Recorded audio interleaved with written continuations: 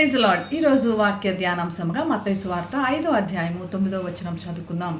సమాధానపరచువారు ధన్యులు, వారు దేవుని కుమారులు అనబడుదురు. ప్రస్తుతం ఉన్న సమాజంలో చుట్టూ కూడా ఆందోళనలు, యుద్ధాలు, కలహాలు, ఇటువంటి పరిస్థితుల్లో సమాధానం కోసం మనిషి ఎదురు చూస్తున్నాడు.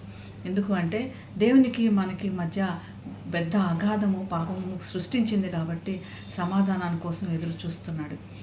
మనకి యేసుని నమ్మిన వారికి ఒక నిరీక్షణ ఉంది.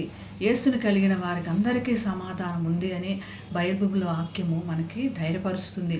యేసు ప్రభు మనకి దేవునికి మధ్య ఉన్న అగాధాన్ని పూడ్చడానికి కేవలం ఆయనే స్వయంగా వచ్చి తన ప్రాణాన్ని అర్పించి మనకు సమాధానాన్ని ఏర్పరిచాడు.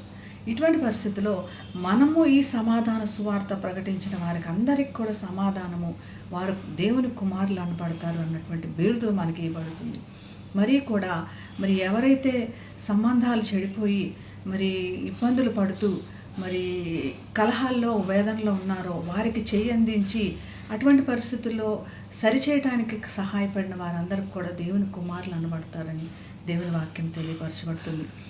చుట్టూ ఉన్న పరిస్థితుల్లో యేసు ప్రభు వెళ్తూ మీరు భయపడతారు, ఉన్న పరిస్థితులను బట్టి భయపడకండి, మీ హృదయమును కలవరపడనీయకండి, వెరవనీయకండి.